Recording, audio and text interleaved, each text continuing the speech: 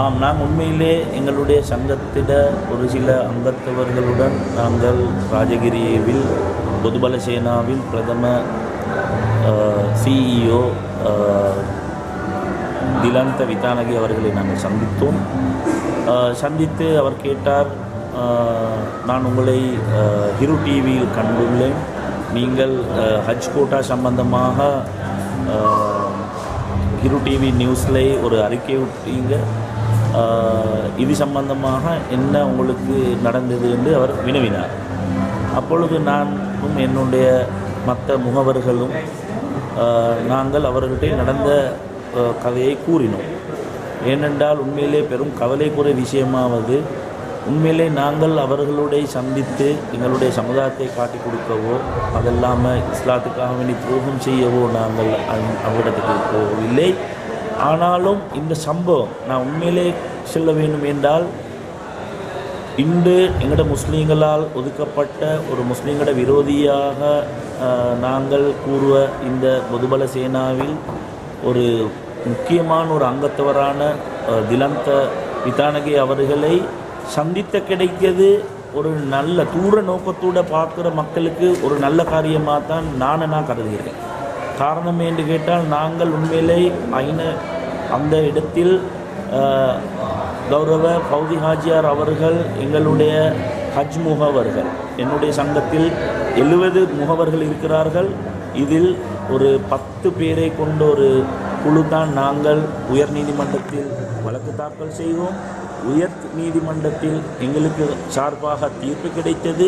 கோட்டாக்களை சமமாக பிரித்து கொடுக்கும்படி இந்த கோட்டாவை முஸ்லிம் சமய கலாச்சார திணைக்களத்தில் பகிர்ந்து கொண்டிருக்கும் பொழுது, நீதிமன்றத்தில் உத்தரப்படி பகிர்ந்து கொண்டு இருக்கும் பொழுது, ஒரு அரசாங்கத்தின் பிரபல அமைச்சர் ஒருவர் ஒரு தொலைபேசி மூலம் இந்த பகிர்வை நிற்பாட்டி, அதே போல் புத்த சாசன அமைச்சின் செயலாளர் அவர்களுக்கும் அதே அமைச்சர் தொலைபேசி மூலம் தொடர்பு கொண்டு இது சம்பந்தமாக தலையிடாமல் இருக்கும்படி சொல்லி, அதே போல் உயர் நீதிமன்றத்தினால் வழங்கின அந்த தீர்ப்பை அட்டோர்னி ஜெனரல் என்று சொல்வார்கள், அவருடன் தொடர்பு கொண்டு இந்த தீர்ப்பை உடனடியாக மாற்ற வைத்து இந்த ஃபௌதி ஹாஜியாருடைய தீர்ப்பை கொடுக்கும்படி அந்த அவருடைய லிஸ்ட்டுக்கு, அவருடைய பட்டியலுக்கு, அவருடைய ஏற்றுக்கொள்ளாத லிஸ்ட்டுக்கு இந்த முகவர்களுக்கு கோட்டாக்களை கொடுக்கும்படி உத்தரவிட்டனால், அவருடைய பட்டியலில் உள்ள கோட்டாக்களை இந்த முகவர்களுக்கு எல்லோருக்கும் பெற்றுக்கொள்ள வேண்டிய ஒரு நிர்பந்தமும் ஒரு பலாத்காரமும் ஒரு அநியாயமும் நடந்ததுனால நாங்கள் என்ன செய்வது என்று நாங்கள் உயர் நீதிமன்றத்தில் கிடைத்த தீர்ப்புக்கு அங்கிட்டு போவதுக்கு யாரும் இல்லை. நாங்கள் இது சம்பந்தமாக எங்களுடைய முஸ்லிம் தலைவர்கள், ஜமியத்துல் உலமாவாய்க்கலாம், அரசியல் தலைவர்களாய்க்கலாம், சமூகத்தின் நிறைய பேர்களிடம் கடந்த 2 மாதங்களாக, உங்களுக்கு தெரியும், இது 4வது வருடம் இந்த வழக்கு தொடர்கிறது. இந்த ஃபௌதி ஹாஜியாருடைய இந்த அநியாயம் 4 ஆண்டுகளாக அவருக்கு தேவைப்பட்ட முகவர்களுக்கு கோட்டாக்களை கொடுக்கிற கூடையாக அள்ளி வழங்குறதுனால ஏற்பட்ட பிரச்சனையினால தான் எங்களுக்கு 4 ஆண்டுகளாக தொடர்ச்சியாக பல மில்லியன் ரூபாய் செலவழித்து இந்த வழக்கை தொடர வேண்டியுள்ளது. ஆனாலும் இது ஒரு முடிவுக்கு குறைந்து கடைசி நேரத்தில் நியாயமாக பிரித்து கொடுத்த இந்த உயர் நீதிமன்ற கோட்டாவை உயர் நீதிமன்றம், உங்களுக்கு தெரியும், இந்த நாள்கள் அது ஒரு விடுமுறையாக இருக்கிறது. உயர் நீதிமன்ற விடுமுறையாக மூடியுள்ள நிலையிலே அதனுடைய தீர்ப்பை மாற்றக்கூடிய ஒரு நிலைமை ஏற்பட்டது. உண்மையிலே இந்த ஜனநாயக நாட்டில் இப்படி ஒரு நடக்கிறதா என்று எங்களுக்கு ஒரு பெரிய ஒரு ஆச்சரியம், கவலையுடன் இருக்கும்போது தான் தற்செயலாக நாங்கள் எங்களுடைய பொதுபல சேனாவின் சிஇஓ இந்த திலந்தவை நாங்கள் சந்திக்க கிடைத்தது. அவருடைய நான் உண்மையிலே ஒரு 5-6 நிமிடம் பாதையில் ரோட்டிலிருந்து தான் நாங்கள் கதைத்தோம். அதெல்லாம் நாங்கள் வேறு எங்கேயாலும் போகவில்லை. ஆனாலும் அவர் இதை சம்பந்தமாக ஏற்கனவே இந்த ஹஜ்ஜி சம்பந்தமாக ஊடகங்களால் போனால் அவங்களுடைய இயக்கத்தில் இது சம்பந்தமாக பேசப்பட்டதுன்னு அவர் சொன்னார்.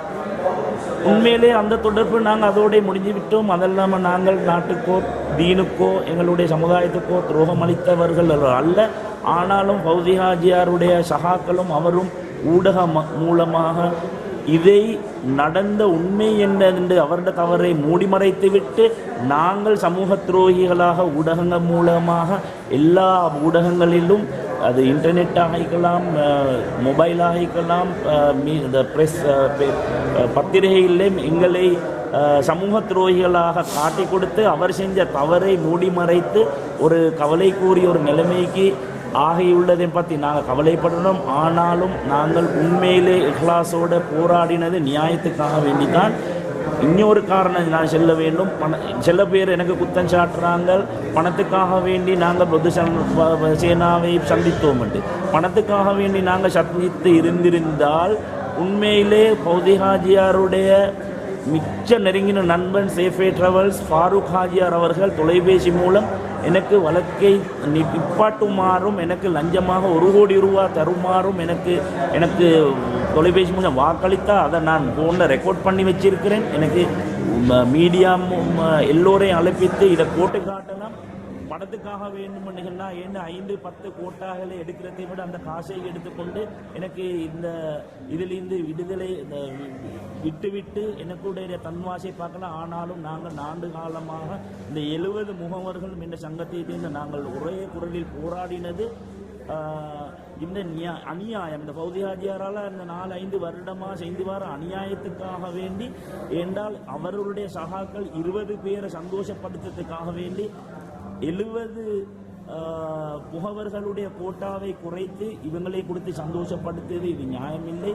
ஏதோ ஒன்று நாங்கள் செஞ்சது தவறுண்டு என்ன மனச்சாட்சிக்கு விரோதமாக நானும் செய்யவில்லை. காரணம் என்றால் நானும் ஒரு முஸ்லீமாக இந்த நாட்டில் இந்த சமுதாயத்துக்கு தீனுக்கு இந்த நாட்டுக்கு ஏதோ ஒரு வகையில் ஒரு சேவை ஒன்று செஞ்சு கொண்டிருக்கிறேன். இன்ஷா அல்லாஹ் நிறைய செய்ததுக்கு நான் நியத்து வச்சுக்கொள்ள வேண்டிய முறையில் ஒரு நாளும் நான் என்ன சமுதாயத்தையோ தீனுக்காக வேண்டியோ அநியாயம் செய்ததுக்கு நான் இருந்தில்லை.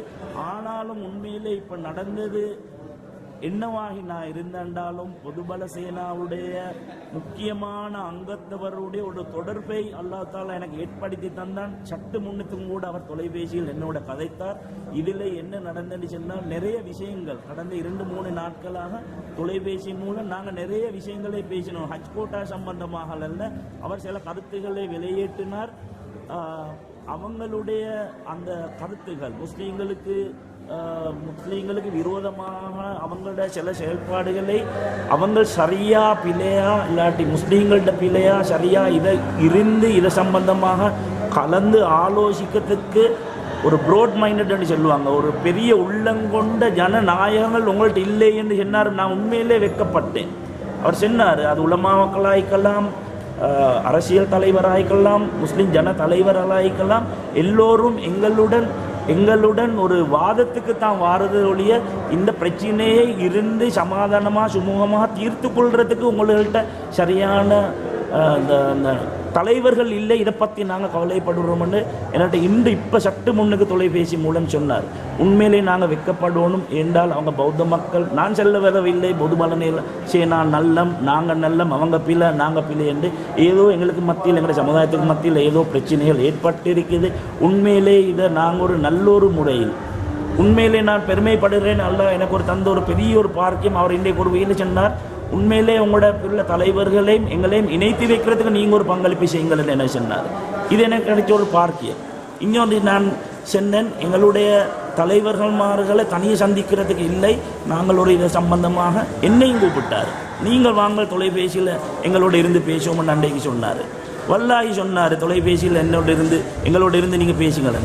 ஆனாலும் இந்த சமுதாயத்தில் தனவாந்தர்கள், கல்விமான்கள், புத்திஜீவிகள், அரசியல் தலைவர்கள், உலமாக்கள் இவங்க எல்லோருடைய மஷூரா பண்ணித்தான் எனக்கு இதை செய்ய முடியும்னு எனக்கு தனிஷ்டத்துக்கு செய்ய முடியாது. ஆனாலும் அல்லாஹ் சில காரணங்களை வைத்து நான் நிறைய உலமாக்களோடு நான் இதை பற்றி சம்பந்தமாக நான் கதைச்சேன், என்னுடைய நண்பர்களோட கதைச்சேன்.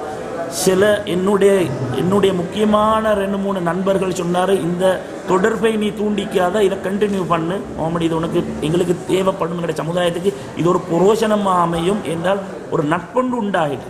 ஏதோ ஒரு காரணத்துக்கு நாங்கள் கதைச்சோம், என்னத்தையோ சென்னோம், எங்கேயோ இதண்டோம், ஒரு நட்பொண்டு உண்டாக்கி இதை வச்சு இன்ஷா அல்லாஹ் எங்களோட முஸ்லீம் சமூகத்துக்கு ஒரு புரோஷனமான ஒரு நிலைமையை உண்டாகிறதுக்கு இந்த தொடர்பு ஏதோ ஒரு தொடர்பு ஒன்று உண்டாகிட்டு இந்த தொடர்பு இன்ஷா அல்லாஹ் அதை வைத்து அருள் புரிவான், அதை வைத்து எங்களுடைய சமுதாயத்துக்கு ஒரு நல்லோர் எதிர்காலத்தை தருவான் என்று நம்பிக்கை உண்டு எனக்கு இருக்கி. அல்ஹம்துலில்லாஹ்.